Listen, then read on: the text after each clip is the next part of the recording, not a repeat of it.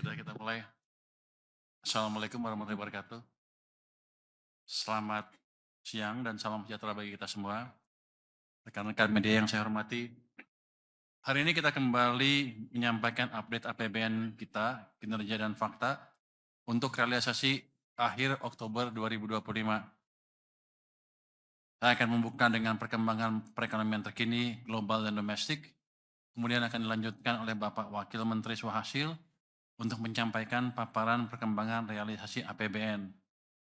Dan akhirnya saya akan tutup dengan kesimpulan. Saya pikir tadi pendek, ternyata panjang. Rupanya Pak Febrio mau ngerjain saya. Lu ada dendam apa sama gue lo? Lupa bawa jas tadi. Lupa jas. Oke, kita lihat kondisi perekonomian ya. Kita lihat dari global dulu. Ini nggak jalan nih. Oke, next. Sampai saat ini ketidakpastian global masih berlanjut. Namun tensi Amerika Serikat dan Tiongkok mulai mereda. Dan The Fed juga menurunkan Federal Funds Rate untuk kedua kalinya tahun ini. Hal ini memberikan sinyal positif bagi stabilitas ekonomi global. Permintaan global juga masih terjaga. Aktivitas manufaktur global pada Oktober 2025 masih ekspansi dengan PMI sebesar 50,8. Sementara Indonesia berada di level yang lebih tinggi yaitu 51,2. Di sisi lain, ekonomi Tiongkok masih melambat di triwulan ketiga, sedangkan Asia Tenggara termasuk Indonesia tetap resilient. Selanjutnya, harga komoditas masih bergerak fluktuatif. Batu bara, minyak, dan nikel melemah secara year on year. Secara month on month, batu bara menguat menjadi sekitar 109,5 dolar per ton, seiring tingginya permintaan negara importer utama. Minyak Brent naik tipis secara month on month, namun masih melemah secara year on year. Saat ini harga minyak berada di sekitar 63,6 dolar per barrel akibat risiko geopolitik dan surplus produksi OPEC+. Sementara itu, tembaga dan CPO dalam tren menguat secara year on year. Penguatan harga tembaga didorong kekhawatiran pengetatan supply dan berakhirnya government shutdown Amerika Serikat. Pergerakan komoditas ini berpengaruh pada kinerja ekspor Indonesia dan penerimaan APBN. Berikutnya, sampai dengan bulan November 2025 pertengahan, dinamika global terlihat mulai bersentimen positif. Hal ini didukung meredanya tensi perang dagang serta penurunan bunga acuan Federal Reserve. Untuk nilai tukar, sebagian besar menguat terhadap dolar AS. Rusia, Brazil, Meksiko hingga Euro menunjukkan apresiasi kuat. Sementara rupiah masih mencatat pelemahan 3,7% year to date. Jadi 3,7% year to date ya. Ini tergolong moderat dibandingkan dengan negara seperti Turki yang melemah 19,6% dan Argentina yang terdepresiasi sebesar 36,1% year to date juga masih ya. Stabilitas nilai tukar terus kita jaga melalui koordinasi dengan Bank Indonesia dalam forum KSSK. Untuk pasar saham, sebagian besar indeks global tumbuh solid seperti Korea, Afrika Selatan, dan Brazil. Sementara IHSG tumbuh 18,2% year to date, yang tergolong memiliki kinerja kuat. Hal ini didukung oleh aliran masuk dana investor dan membaiknya ekspektasi pertumbuhan domestik. Untuk pasar obligasi, ketidakpastian global masih dinamis dan terjadi reposisi investor asing. Namun imbal hasil SBN tetap menurun signifikan dengan Indonesia turun sebesar 85,6 basis point, jadi hampir 1% tuh. Hal ini menandakan iklim investasi domestik yang masih terus kuat dengan kondisi pasar yang makin dalam dan investor domestik yang makin mapan. Next. Hingga akhir September 2025, Indonesia masih menjaga surplus neraca perdagangan dengan nilai kumulatif 33,48 miliar dolar AS dengan surplus bulanan 4,34 miliar dolar AS. Sementara itu, ekspor tumbuh 11,4% dan impor naik 7,2%. Dan ini menunjukkan aktivitas industri dalam negeri makin aktif di tengah permintaan global yang masih kuat.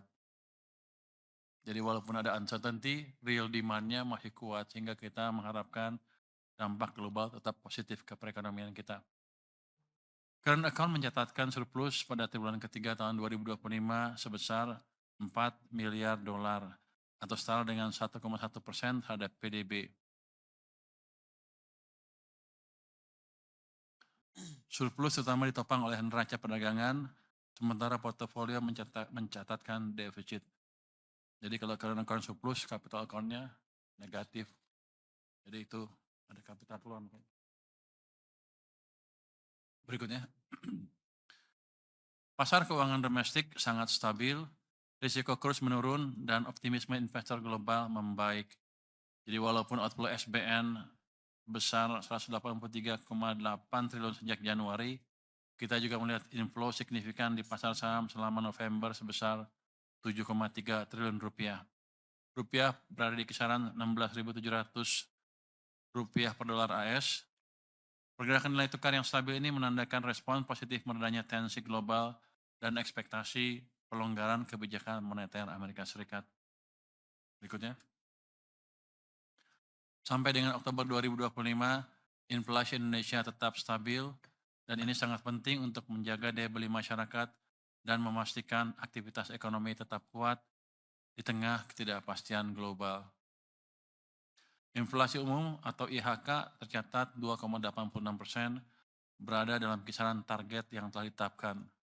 Sedangkan inflasi inti yang menggambarkan kondisi fundamental ekonomi tetap terjaga di tingkat 2,36%. Ini menunjukkan tingkat permintaan yang sehat dan stabilitas harga yang baik. Adapun inflasi administered price berada di 1,45% yang mencerminkan kebijakan harga yang terkelola dengan baik, termasuk adanya intervensi kebijakan energi yang membantu menjaga daya beli masyarakat. Terakhir, volatile food yang kita akui menjadi tantangan saat ini akibat bahan pangan yang bergejolak. Namun begitu, kita lihat bahwa pemerintah berhasil mengendalikan tekanan harga pangan dengan cukup baik melalui peran Bulog dalam stabilisasi harga beras melalui program stabilisasi pasokan dan harga pangan, serta penguatan stok pangan strategis lainnya. Jika dibandingkan dengan negara peers, inflasi Indonesia masih berada pada level yang rendah, yaitu 2,9% year on year. Relatif rendah dan stabil dibandingkan negara-negara seperti Vietnam, Afrika Selatan, dan Meksiko yang berada di kisaran 3-4%.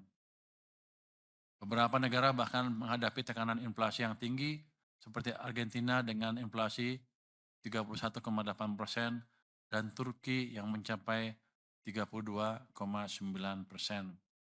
Di kawasan Asia, sejumlah negara seperti Thailand dan Tiongkok bahkan menghadapi deflasi. Ini menunjukkan tantangan dari sisi pertumbuhan ekonomi di kedua negara tersebut. Artinya demand-nya nggak terlalu kencang. Untuk ekonomi Indonesia, next. Di triwulan ketiga tumbuh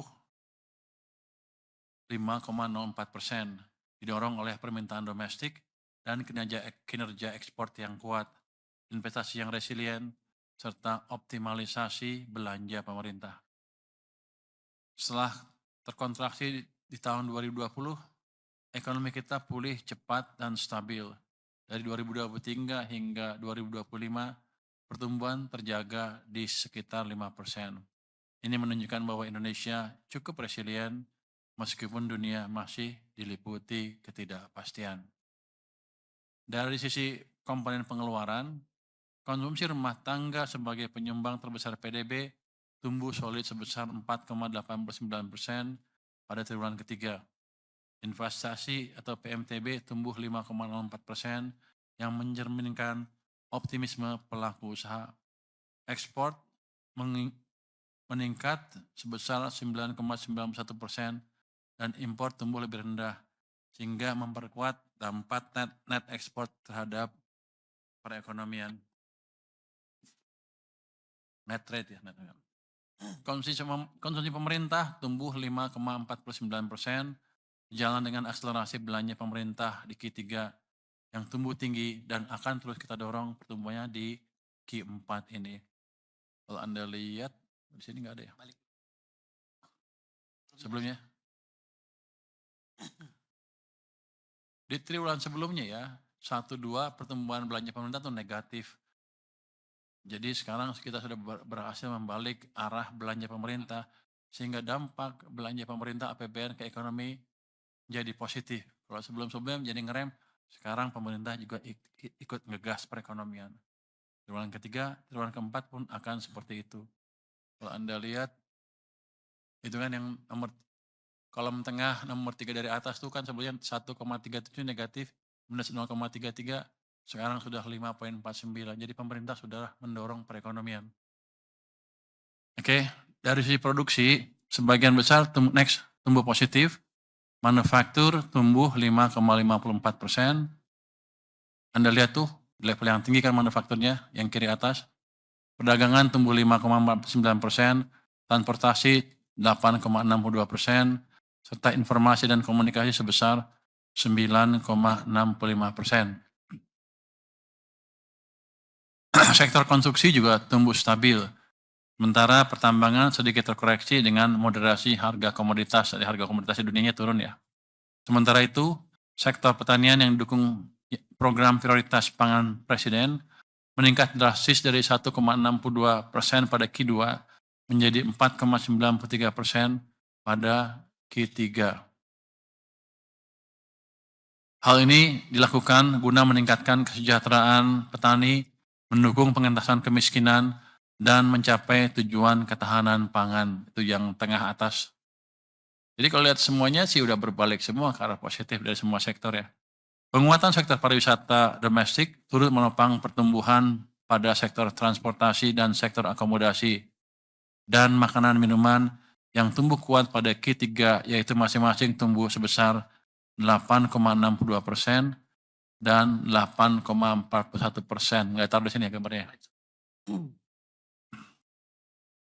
Saya coba lihat slide sebelumnya, ada nggak sektor hotel? Balik ke slide 9. Oh nggak dikeluarin ya.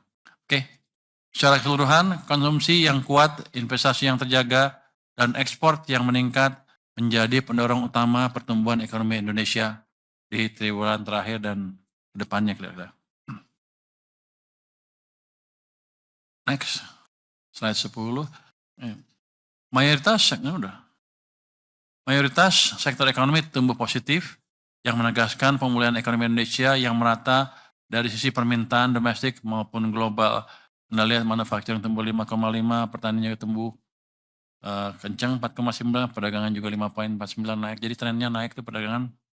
Jadi pada dasarnya semuanya sedang berbalik dari sisi pertumbuhan ekonominya. Jadi kita sedang mengalami akselerasi pertumbuhan dari titik lambat sebelumnya. Dengan seluruh sektor berada di zona positif, perekonomian nasional semakin solid dan terus menunjukkan ketahanan yang kuat. Coba kita masuk sedikit ke sektor manufaktur. Sektor manufaktur terus ekspansif. Di kuartal 3 tumbuh 5,54% dibanding kuartal sebelumnya yang hanya mencatat 4,43%. Hal ini dikarenakan kuatnya permintaan domestik, ekspor, dan ditopang 3 subsektor strategis utama. Makan dan minuman sebagai kontributor terbesar tumbuh 6,49%, didukung peningkatan produksi SIPO dan turunannya. Aktivitas hilirisasi terus berlanjut mendukung kinerja logam dasar dengan lonjakan fantastis sebesar 18,62%, didorong permintaan ekspor yang tinggi untuk besi dan baja. Subsektor kimia, farmasi, dan obat tradisional juga tumbuh kuat sebesar 11,65%, seiring naiknya permintaan bahan baku. Pemerintah secara proaktif mendukung penguatan industri manufaktur dalam negeri. Di industri tekstil, pemerintah tengah melakukan penataan impor Balpres, kawasan berikat, hingga pemberlakuan bea BMAD dan BMTP untuk melindungi industri domestik. Lagi dihitung. Kapan selesai? lagi dihitung. Oh. Nggak bisa dibetulin nggak? Jadi Pak Febrio sedang menghitung apakah ada BMAD atau BMTP yang perlu ditambahkan untuk melindungi industri domestik. Di industri tembakau, stabilitas dijaga dengan tidak menaikkan cukai dan memperkuat penegakan hukum terhadap produk ilegal. Sektor otomotif tengah menghadapi tekanan akibat overcapacity di Tiongkok dan persaingan harga yang semakin ketat. Namun industri nasional tetap fokus menjaga daya saing. Yang mana? Otomotif. Iya. Industri apa kita? Dan di spare parts kita kan sebagian besar mensuplai pabrik-pabrik besar di sini. Jadi itu juga menghadapi saingan yang ketat. Secara spasial, perekonomian Indonesia juga tumbuh stabil dengan pergeseran pertumbuhan ekonomi tertinggi berada di Sulawesi. Sulawesi ini selalu tumbuh sering di atas 7% ya, rata-ratanya. Pulau Jawa masih menjadi kontributor utama ekonomi nasional dengan porsi 56,7% dan tumbuh stabil di 5,17% di kuartal ketiga tahun 2025. Sementara Sulawesi mencatat pertumbuhan tertinggi sebesar 5,84%, didorong subsektor unggulan seperti industri pengolahan. Maluku dan Papua juga tumbuh solid 2,62% di Q3 2025. Sementara Sumatera tumbuh 4,9% dengan kinerja sektor pertanian dan perdagangan yang kuat.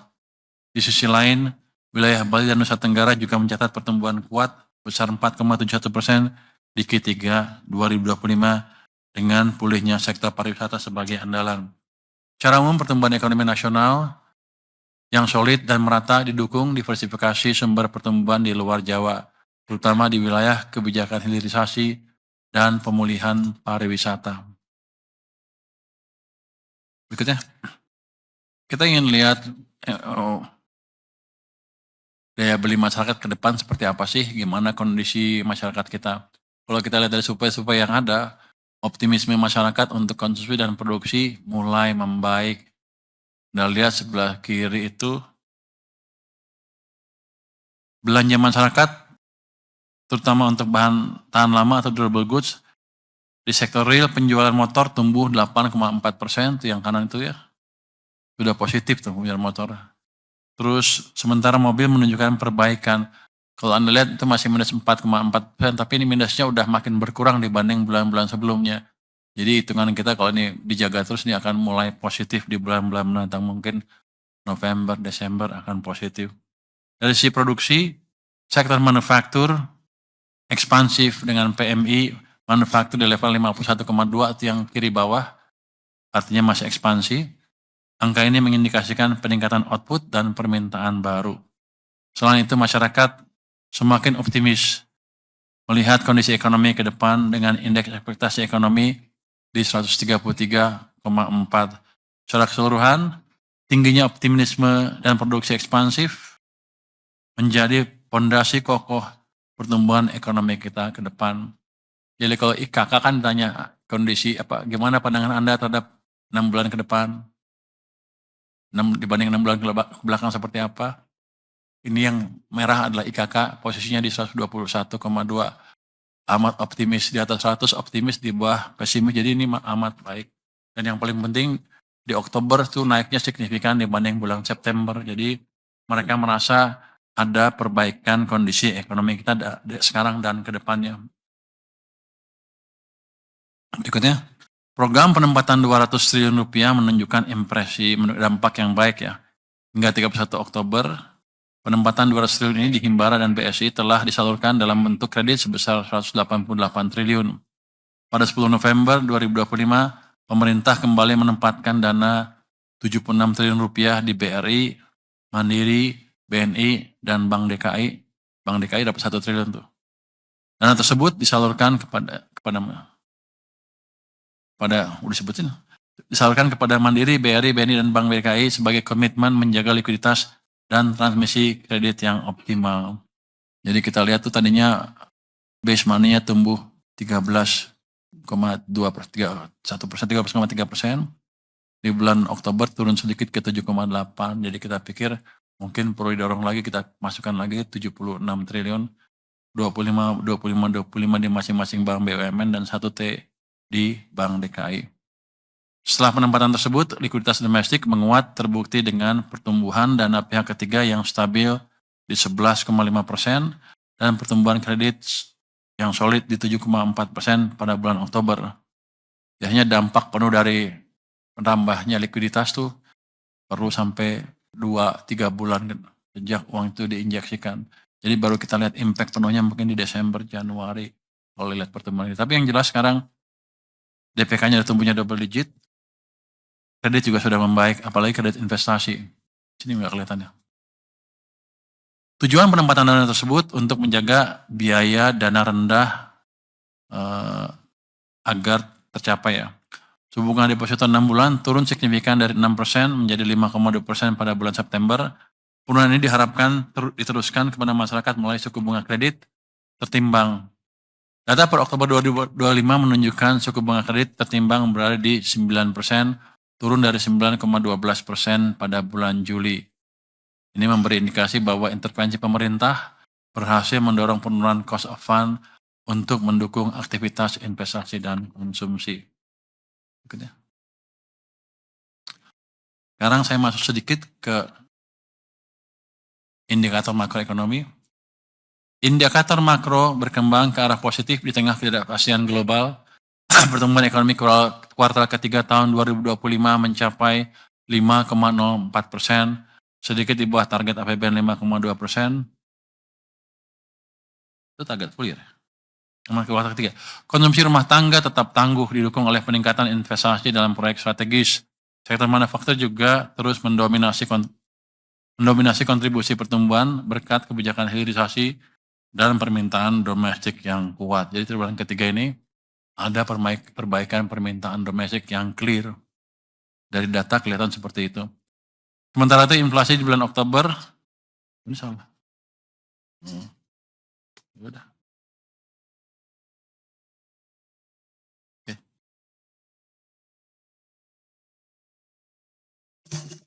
Inflasi bulan Oktober tercatat 2, ini ngulang ya. Jadi inflasinya berada dalam target yang 2,5 plus minus 1%. Jadi kita masih aman dari sisi inflasi. Ini akan stabil terus ke depan. Volatile food akan tetap dikendalikan dan administrative price mungkin belum akan berubah dalam waktu dekat ya. Di sektor keuangan nilai tukar rupiah bergerak, ini udah tadi di 16.704 rupiah per dolar sampai dengan 14 November ya. Ini terkendali relatif ya, sejalan dengan menurunnya tensi perdagangan global dan ekspektasi pengetatan moneter AS. Kondisi ini dia bukan pengetatan di Amerika Serikat tuh, tapi easingnya dikurangin sedikit. Karena dengan keadaan sekarang ekonominya masih tumbuh cukup baik. Kondisi ini memberikan ruang bagi bangsa Indonesia untuk menyusun strategi moneter yang selaras dengan target pemerintah untuk pertumbuhan ekonomi. Yield 10 tahun, SBN 10 tahun turun di 6,11%. Ini amat rendah untuk Indonesia ya. Didukung oleh demand dari investor domestik yang kuat di tengah dinamika global. Penurunan ini menciptakan cost of fund yang lebih rendah dari perkiraan di APBN. Jadi saya untung sedikit di sini. Untuk sektor migas, harga minyak mentah Indonesia tercatat 69,01 US dollar per barrel, jauh di bawah asumsi APBN. Ini berdampak positif terhadap belanja pemerintah. Ya, dinamika harga ini dipengaruhi oleh faktor geopolitik dan respon kebijakan OPEC Plus, dan saya duga juga karena Trump membolehkan lagi drilling di Alaska sana. Terakhir, lifting minyak dan gas masing-masing terrealisasi sebesar 580,3 ribu barel per hari dan 974 ribu barel setara minyak per hari untuk gasnya. Pemerintah akan terus mengoptimalkan lifting migas melalui peningkatan investasi dan pengembangan teknologi untuk mencapai target APBN. Untuk lebih lanjutnya memasuki yang ada. Oh, kita masuk dulu. Oke. Kita lihat realisasi ya. Realisasi APBN sampai dengan 31 Oktober 2025. Secara keseluruhan, realisasi APBN menunjukkan pengelolaan yang hati-hati dan prudent. menjaga disiplin fiskal di tengah dinamika global. Per 31 Oktober 2025, pendapatan negara telah terrealisasi sebesar Rp2.113,3 triliun. Ini mencapai 73,7% dari outlook APBN. Kinerja ini didorong oleh penerimaan pajak sebesar Rp1.708,3 triliun atau 71,6% dari outlook, dan penerimaan negara bukan pajak atau PNBP sebesar Rp402,4 triliun atau 84,3% dari outlook. Khusus PNBP, realisasinya melebihi capaian tahun 2024. Ini menunjukkan optimalisasi sumber daya non-pajak yang lebih efektif dari sebelumnya. Di sisi lain, belanja negara telah terrealisasi sebesar Rp2.593,0 triliun, mencapai 73,5% dari outlook APBN. Belanja ini dimanfaatkan secara optimal untuk program prioritas yang meliputi belanja pemerintah pusat sebesar Rp1.879,6 triliun dan transfer ke daerah sebesar Rp713,4 triliun. Belanja ini diprioritaskan untuk menjaga daya beli, mendukung infrastruktur, dan mengawal reformasi struktural. Dengan realisasi pendapatan dan belanja tersebut, defisit APBN per 31 Oktober 2025 tercatat sebesar Rp479,7 triliun atau sebesar 2,02% dari PDB. Angka defisit ini berada dalam batas aman dan terkendali, jauh lebih rendah dari target outlook APBN besar 2,78% PDB untuk saat ini. Mencerminkan komitmen disiplin fiskal yang kuat. Untuk menjaga APBN agar tetap efektif sebagai instrumen kebijaksanaan akselerasi pertumbuhan ekonomi, Kemenq melakukan pemantauan lebih detail dan langkah-langkah antisipasi terhadap potensi akselerasi baik di sisi pendapatan negara, pajak, bea cukai, dan PNBP, dan juga di sisi belanja, baik belanja kementerian lembaga, non-kementerian lembaga, dan transfer ke daerah. Untuk gambaran lebih detail tentang APBN, Pak Swa akan memaparkan detailnya. Silakan Pak Swa. Makasih Pak Menteri, teman-teman, rekan-rekan media yang saya banggakan.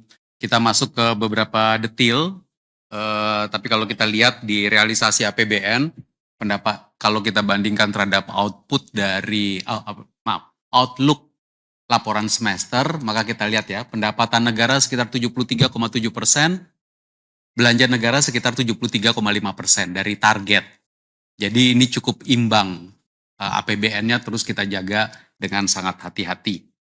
Oke, kita masuk ke pendapatan negara. Pendapatan negara terkumpul 2.113,3 triliun, 73%, 73,7% dari target. Langsung saja masuk ke penerimaan pajak. Untuk penerimaan pajak, saya mau menyampaikan realisasi bruto dan realisasi neto dari penerimaan pajak. Yang membedakan antara realisasi bruto, penerimaan bruto, dan realisasi neto adalah yang namanya pengembalian pajak atau restitusi. Jadi kita lihat sekarang kalau yang realisasi bruto sampai dengan Oktober itu sudah terkumpul 1.799,5 triliun. Ini sudah di atas angka tahun lalu. Tahun lalu terkumpul sampai dengan Oktober itu 1.767,13 triliun. Detailnya PPH badan ini juga lebih tinggi dibandingkan tahun lalu, 331,39 triliun itu lebih tinggi dari tahun lalu brutonya. PPH orang pribadi dan PPH 21, pajak potongan atas gaji dan karyawan itu 12,6% di bawah yang tahun lalu. PPH final lebih tinggi dari tahun lalu, PPN, PPNBM juga sedikit di bawah yang tahun lalu 2,1%. Dan ada pajak lainnya, ini adalah pajak lainnya yang di dalam sistem Cortex kita belum dikategorikan. Nanti dikategorikan finalnya adalah di akhir tahun akan kita selesaikan. Sesudah wajib pajak juga memasukkan kategori pajak yang mana yang mau dimasukkan. Dia masuk ke SPT yang mana, PPH, PPN atau yang lain. Secara neto sampai dengan akhir Oktober sudah terkumpul 1.459,03 triliun. Kalau boleh kursornya ngikutin supaya bisa diikuti. 1.459,03 triliun ini adalah di bawah tahun lalu masih. Dia di bawah tahun lalu 1.517,54 triliun. Tapi 1.459,03 triliun itu sekitar 70,2% dari outlook Lapsem. Nah, dengan data ini teman-teman media bisa melihat PPH badan memang secara neto masih negatif. PPH orang pribadi PPH 21 dia juga negatif karena di brutonya juga negatif tadi ya. PPH final, PPH 22, PPH 26 juga negatif, sedikit di bawah yang tahun lalu. PPN-PPNBM ini cukup tinggi, artinya ini restitusinya cukup tinggi di sini. Dan yang lainnya nanti kita kategorikan sesudah komplit SPT-nya oleh para wajib pajak. Kalau kita lihat pajak pertumbuhan year on year di sebelah kanan, bisa kita lihat bahwa sebenarnya pertumbuhan year on year-nya itu relatif positif. Tapi positifnya memang relatif kecil. 0,0, pajak bruto di bulan Oktober tumbuh 0,8% year on year, dan pajak neto di bulan Oktober juga tumbuh 0,7. Ini mantuman ya Pak Bimo ya. Oke, nanti kalau ada pertanyaan lebih lanjut diklarifikasi. Berikutnya adalah penerimaan kepabeanan dan cukai. Kepabeanan dan cukai sudah terkumpul 249,3 triliun. Ini tumbuh 7,6% di atas tahun lalu dan sudah mencapai 80,3% dari target di laporan semester. Terdiri dari cukai 184,2 triliun, 75,4% dari target APBN. Secara penerimaan dia lebih tinggi dibandingkan tahun lalu, lebih tinggi 5,7%. Namun kita lihat bahwa produksi cukai hasil tembakaunya itu sedikit di bawah tahun lalu. Jadi tahun ini sudah diproduksi 258,4 miliar batang, dan itu 2,8% di bawah tahun lalu. Bea keluar sudah terkumpul 24 triliun rupiah. Ini karena kita ada kenaikan harga CPO, tadi ditunjukkan oleh Pak Menteri di depan, harga CPO berfluktuasi tapi ada kenaikan, dan volume ekspor sawit juga meningkat, serta kebijakan ekspor konsentrat tembaga yang sudah kita lakukan Maret sampai September. Bea masuk penerimaannya sudah 41 triliun, 77,5% dari target APBN.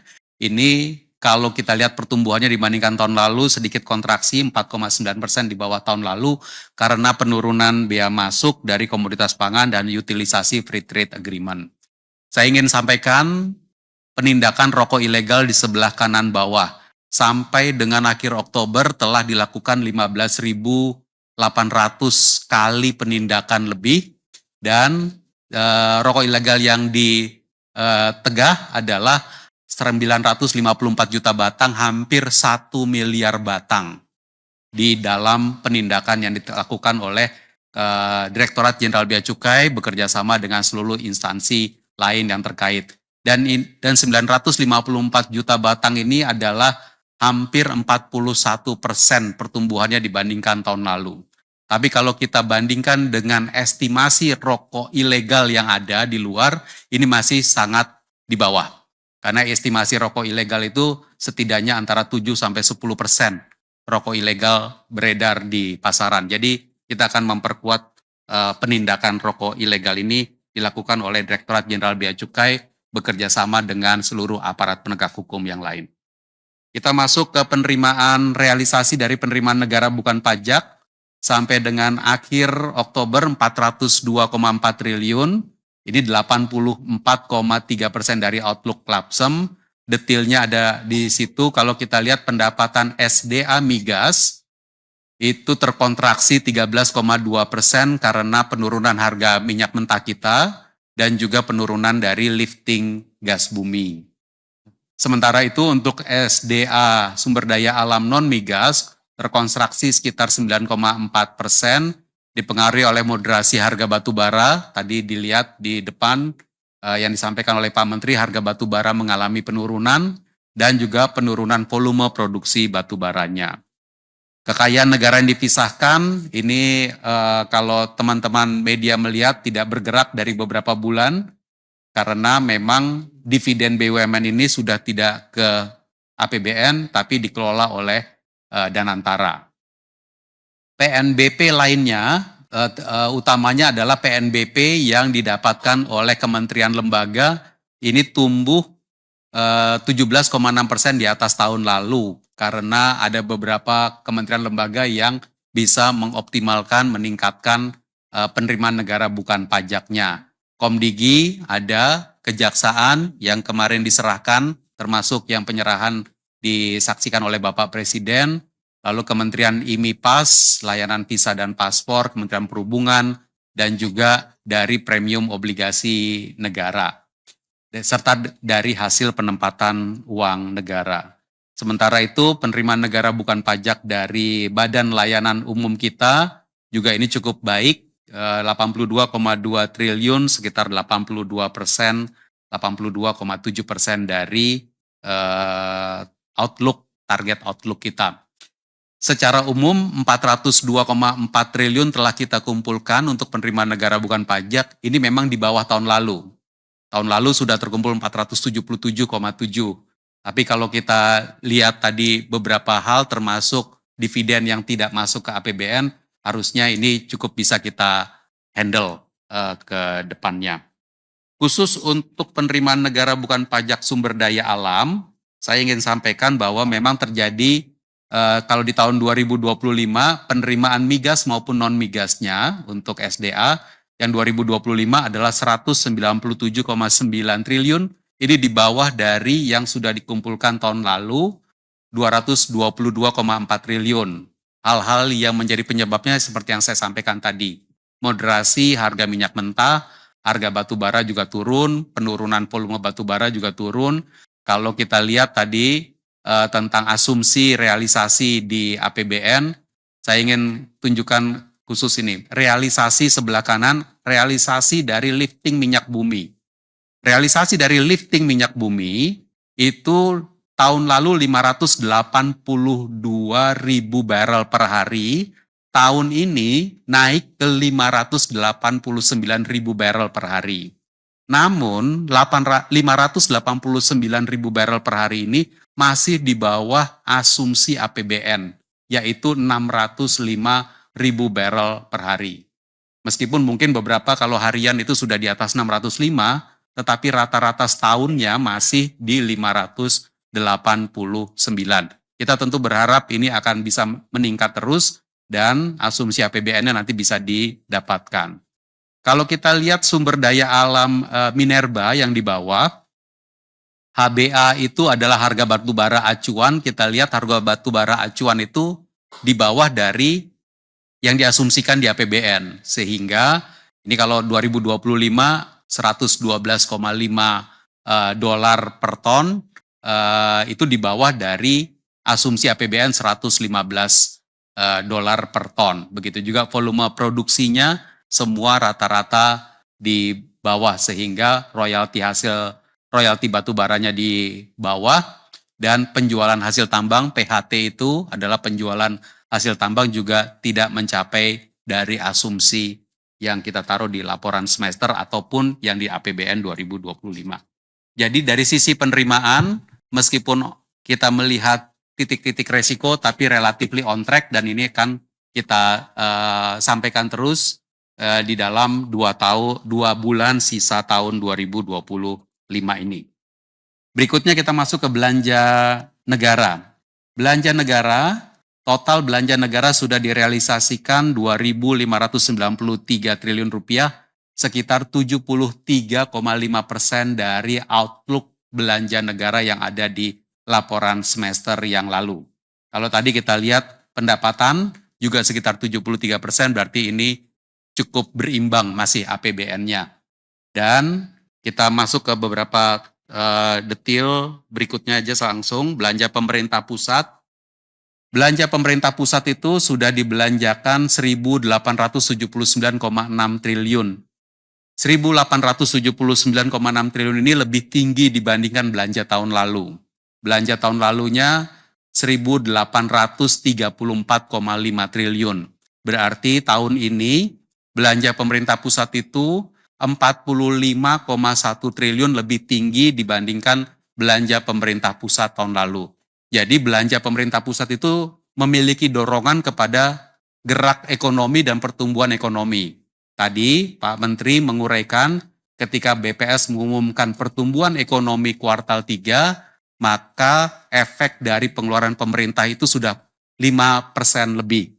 Ini dia yang kita lakukan, mendorong supaya belanja pemerintah pusat ini benar-benar bisa memiliki dampak kepada pertumbuhan ekonomi. Belanja KL-nya 961,2 triliun, sebentar akan saya sampaikan, dan belanja KL-nya 918. Mungkin langsung saja ke belanja KL, 961,2 triliun. Seperti biasa belanja KL ini, yang komponen pertama adalah belanja pegawai. Kalau belanja pegawai on track karena sifatnya adalah pembayaran bulanan. Belanja barang, kalau teman-teman media melihat telah dibelanjakan 344,9 triliun. Kalau dilihat memang dari bulan ke bulan, sejak bulan April dia terus meningkat secara konsisten. Kalau diingat, belanja barang ini adalah salah satu yang terdampak ketika ada efisiensi di awal tahun. Maka itu agak sedikit terlambat, tetapi sekarang sudah 72,3%. Dan ini terjadi percepatan belanja barang yang di dalam beberapa bulan terakhir.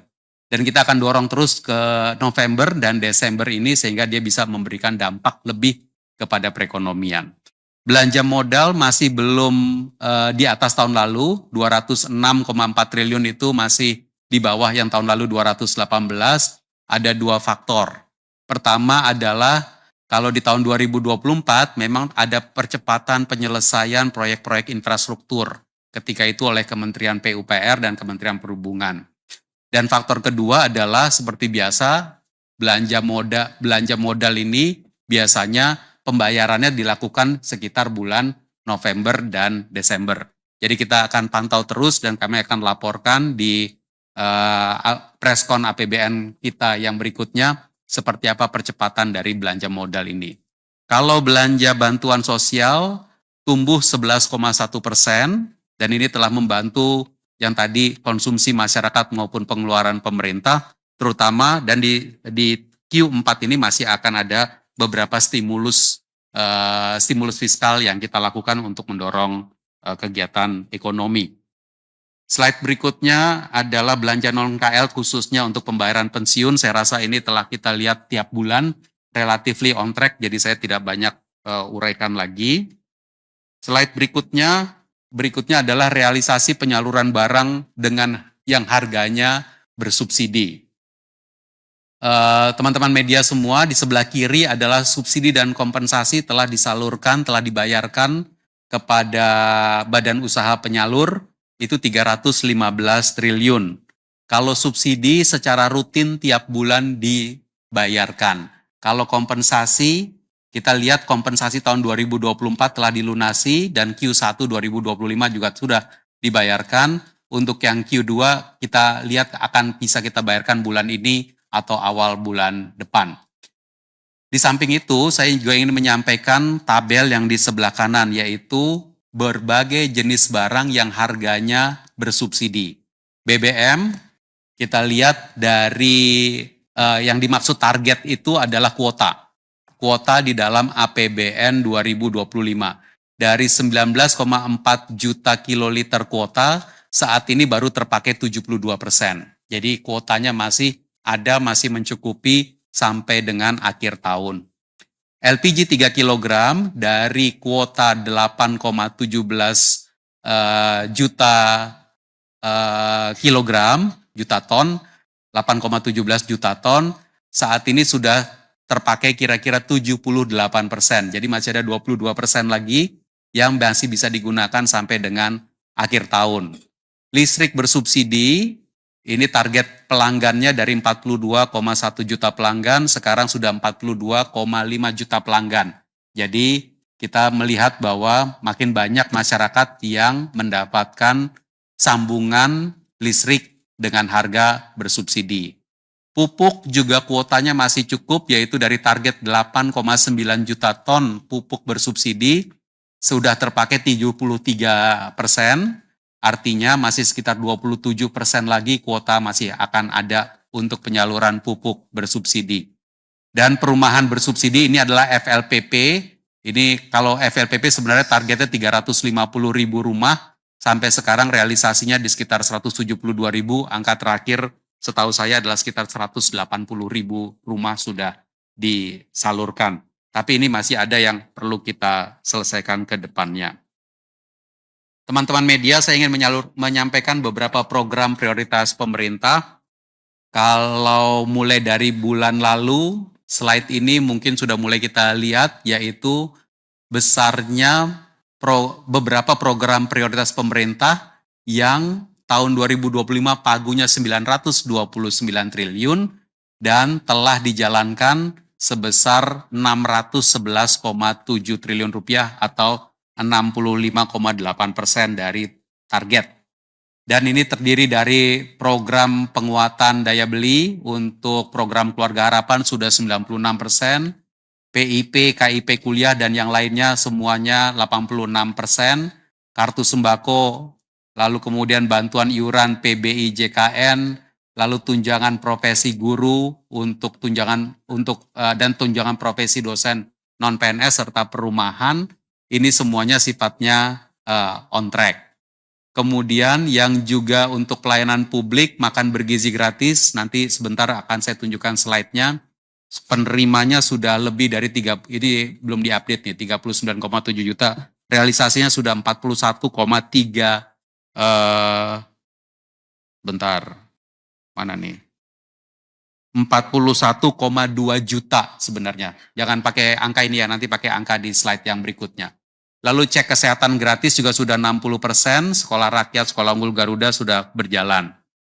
Untuk stabilisasi harga dan produksi, untuk subsidi non-energi, subsidi energi, ini kita jalankan rekapnya seperti ini, dan pembangunan sarana prasarana publik untuk mendorong produktivitas juga relatif on track.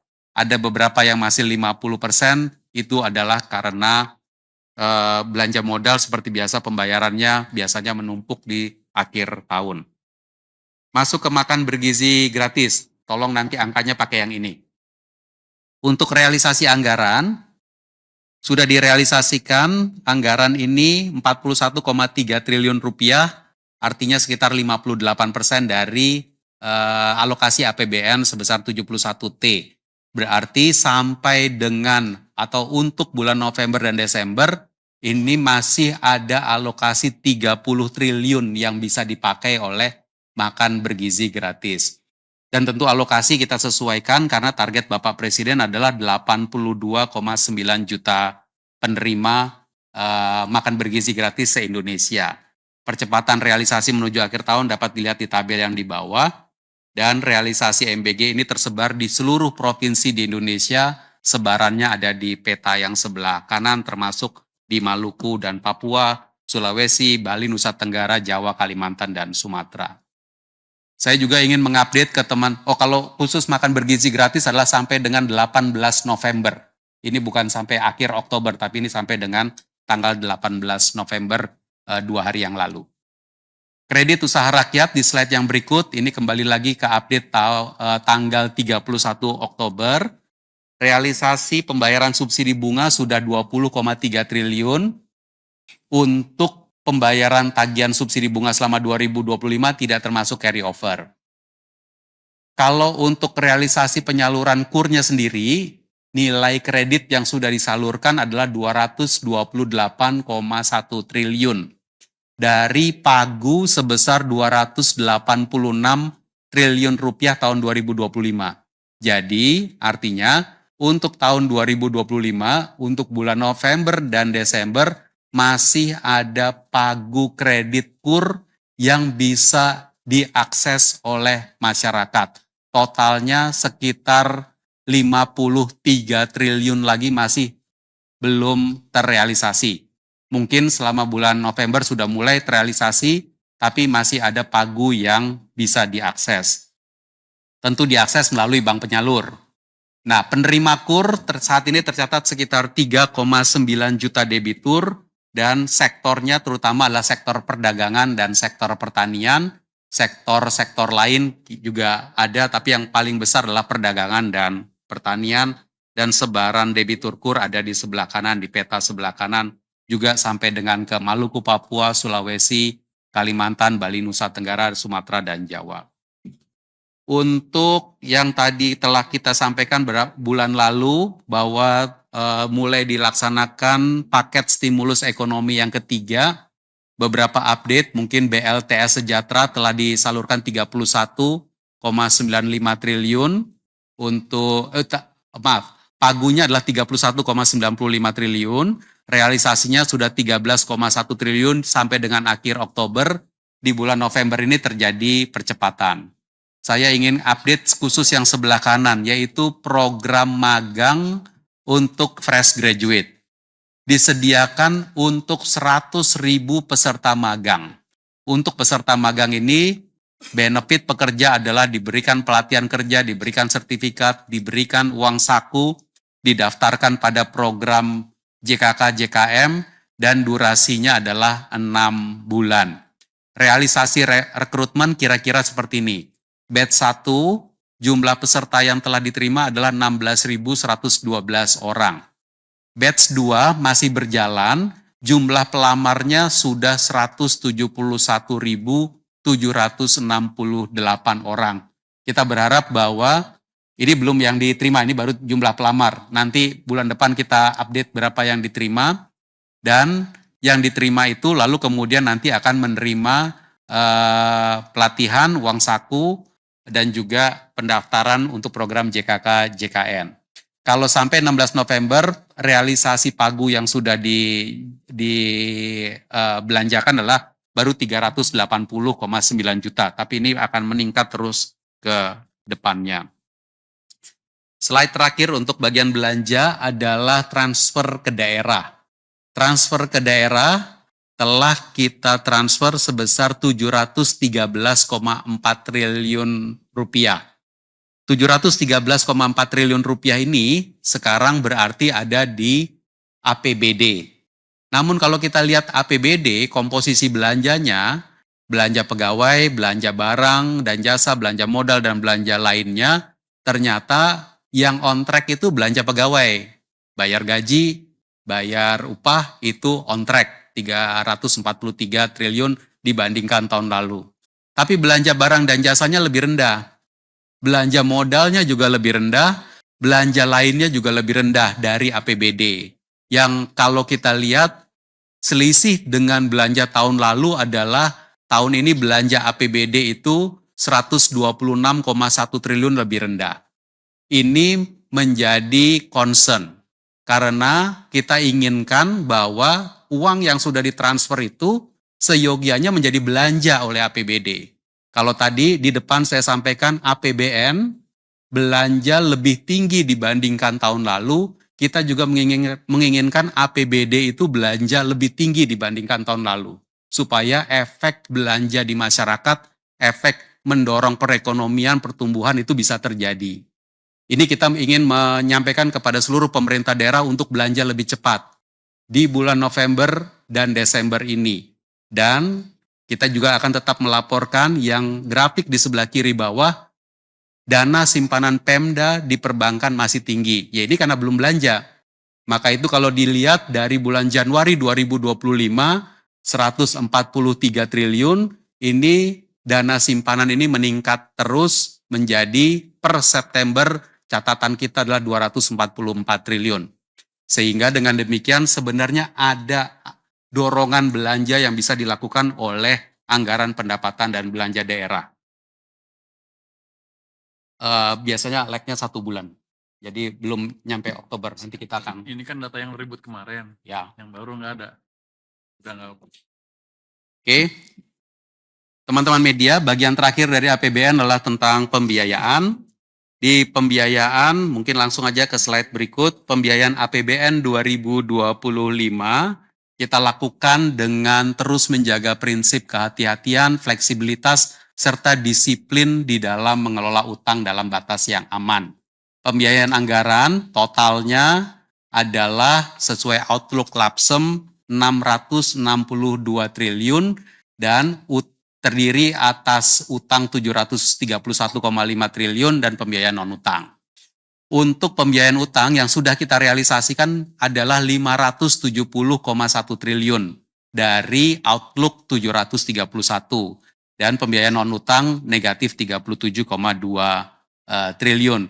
Sehingga pembiayaan anggaran yang sudah kita realisasikan adalah 532,9 triliun.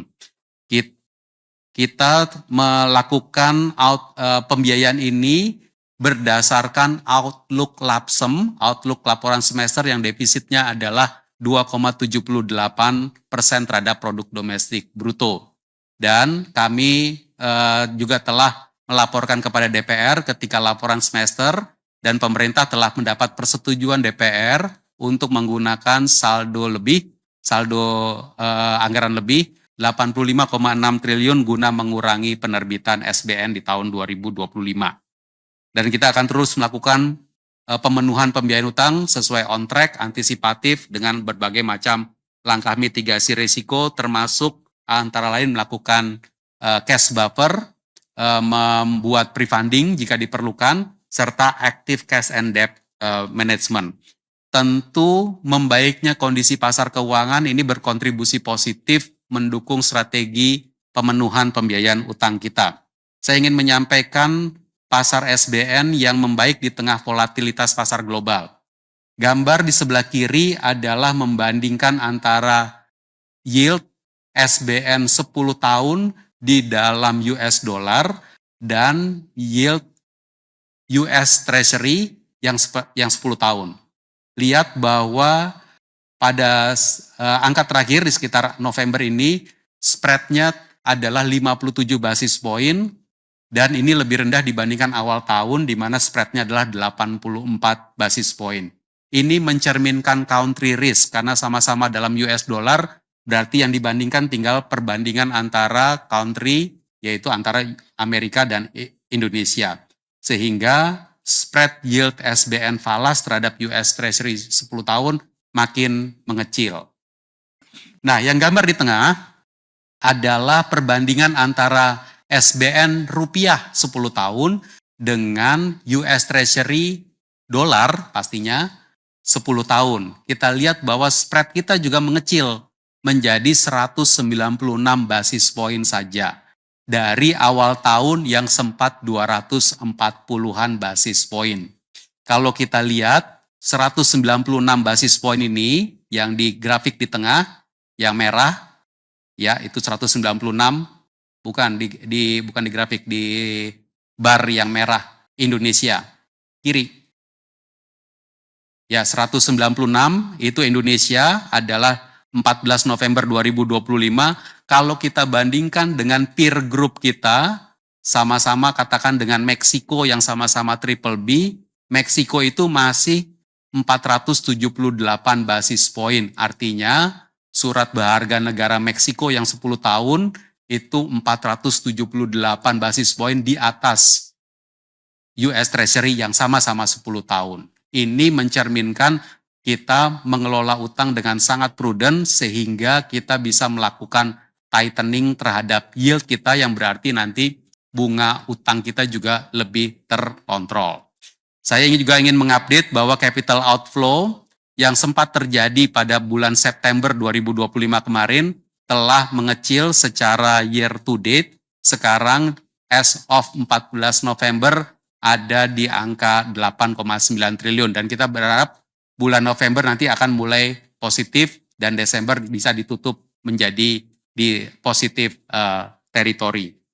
Saya juga ingin mengupdate terakhir bahwa ini dari Pak Minto nih tadi pagi, Kamis dini hari tadi pagi Indonesia telah melakukan penerbitan global sukuk sebesar 2 billion US dollar dengan tenor 5 dan 10 tahun dengan yield 5 tahunnya itu 4,5% dan yield 10 tahunnya 5%. Jadi ini juga suatu pencapaian yang bagus karena berarti kita makin tetap dipercaya oleh pasar internasional.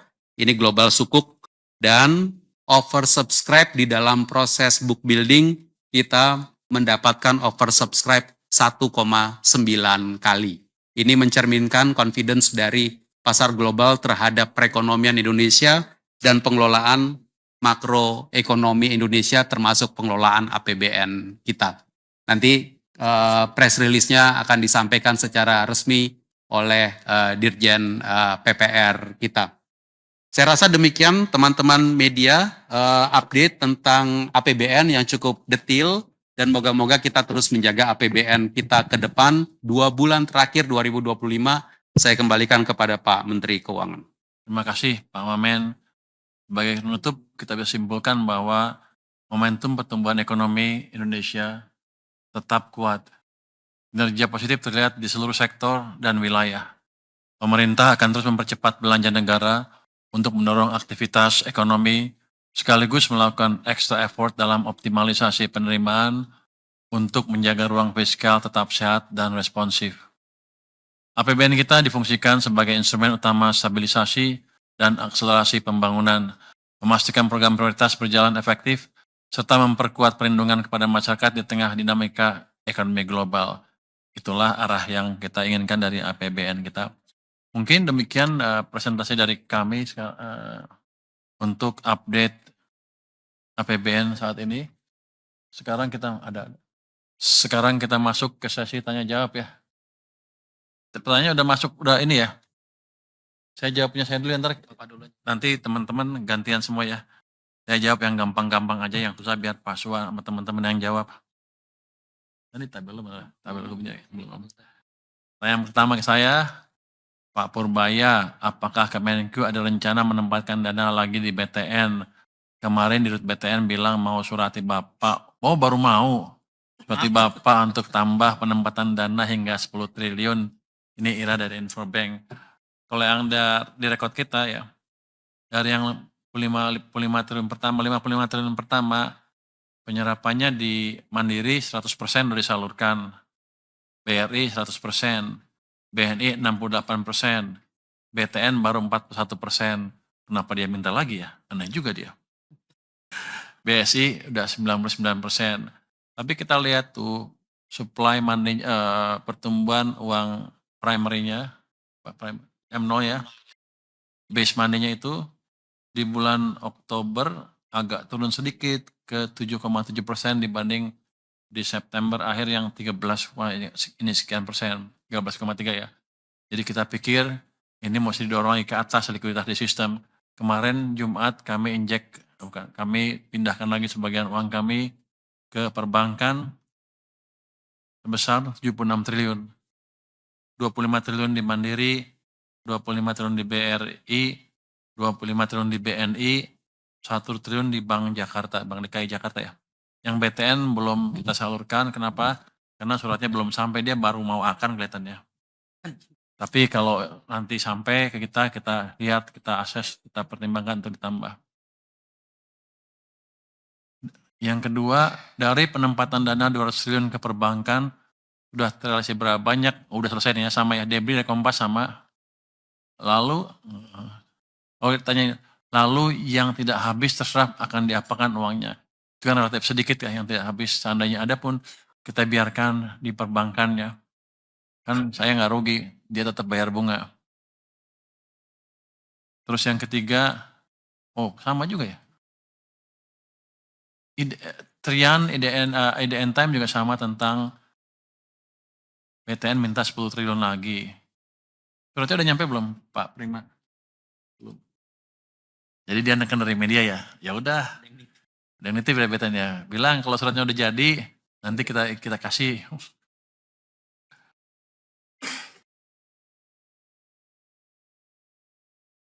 Ada pertanyaan dari Magdalena RRI tentang kenaikan gaji PNS tahun depan. Bagaimana responnya? Nanti kita nilai dan kita akses ya. Kita diskusikan nanti begitu suratnya sudah masuk. Sudah mengirim surat, sudah sampai kemana? Pak Luki udah masuk? Dari Pan RB menaikkan gaji itu 2002. Silakan Pak Luki coba jawab yang itu. Nanti ya, oke itu nanti jawab Pak Luki. Pak Purbaya, beberapa pedagang thrifting meminta thrifting untuk dilegalkan dan mereka berjanji untuk membayar pajak. Tanggapan Bapak, tanggapan saya nggak perlu dengan bisnis thrifting. Yang saya kendalikan adalah barang ilegal yang masuk ke Indonesia. Saya akan membersihkan Indonesia dari barang-barang ilegal yang masuknya ilegal. Thrifting kan kalau barang bekas kan dilarang kan, sudah jelas itu ilegal. Jadi nggak ada hubungannya bayar pajak apa nggak bayar pajak, itu barang ilegal. Menurut Anda apa? Kalau saya menagih pajak dari ganja misalnya, apakah jadi barang jadi legal? Kan enggak. Kira-kira gitu Pak padanannya. Jadi itu utamanya ya. Pak Purbaya, tadi dari Alif Rahman ya. Pak Purbaya dari Alif Rahman lagi. Adrian juga menyebut impor taksi ilegal dari Cina lebih banyak jumlahnya dibandingkan thrifting.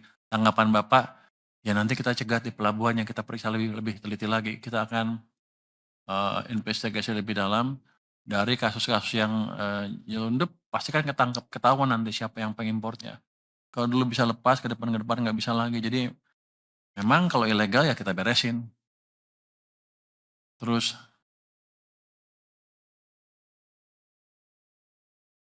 Pak Purbaya, anggaran 3,5 triliun rupiah yang dibalikin Kementerian Lembaga rencananya mau buat apa? Apakah ada lagi yang balikin anggaran? Ini kan belum habis bulannya ya tahunnya. Saya duga sih akan ada yang balikin lagi beberapa sampai akhir November kita monitor. Rencananya ya kita lihat ada nggak yang bisa spend lebih cepat nanti kalau di November, Desember bisa spend kita salurkan ke sana. Tapi kalau enggak ya kita gunakan untuk mengurangi defisit anggaran kita supaya lebih terkendali. Nomor 9, Pak Menkyu, Gubernur BI mengundang Menkyu atau perwakilan dalam RDG setiap bulan untuk sinergi fiskal moneter. Apa urgensinya? Apakah forum KSSK tidak cukup? Grace dari Bloomberg. Kalau kita lihat nih, ini bagus untuk sinergi fiskal moneter lebih dalam lagi. Apa urgensinya? Ya emang di undang-undangnya dibolehkan. Jadi kita berterima kasih kepada Bank Sentral yang sudah mengirimkan surat undangan ke kita. Dan undangan tersebut sesuai dengan Undang-Undang BI nomor 43 ayat 1A, di mana tertulis RDG dapat dihadiri seorang menteri mewakili pemerintah dengan hak bicara tanpa hak suara. Jadi kita bisa ngomong di sana, jawab ini itu, tapi begitu voting, bunga kita nggak ikut, orang kita nggak ikut. Yang pergi ke sana kemarin Pak Thomas, kemudian dia sedang pergi, jadi saya nggak bisa jawab lebih detail apa yang dibicarakan di sana, tapi saya pikir sih ini suatu perkembangan yang positif. Kalau KSSK kan bukan rapat menentukan kebijakan bunga. Kalau ini kita kirim orang sana pada saat rapat penentuan kebijakan bunga. Jadi kalau ada itu kita bisa sinkron, paling enggak pandangan pemerintah bisa diperhatikan oleh Bank Sentral juga. Ini sudah didesain oleh para pembuat undang-undang kita, jadi kita hanya ikut aja. Ini bukan hal yang baru. Mungkin dari saya itu aja. Silakan teman-teman ya yang lain bisa menjawab, mungkin satu-satu. Anda dulu, siapa dulu? Ketika ada sesuatu yang tidak benar, kita suarakan. Ya bagaimana semua terangin dia sedungu ini? Ini manusia pecundang yang sangat merugikan bangsa kita ini. Saatnya jadi member eksklusif di channel YouTube Official ID. Tantang lagi para tambah sumpah di atas Al-Quran. Dia pengen masuk TV. Konten-konten premium yang tidak tayang di TV. Live interaction. Halo pemirsa iNews, ini baru selesai. Emoji dan badge spesial. Reakses konten pilihan. Klik YouTube Official iNews. Join member hanya Rp10.000 per bulan.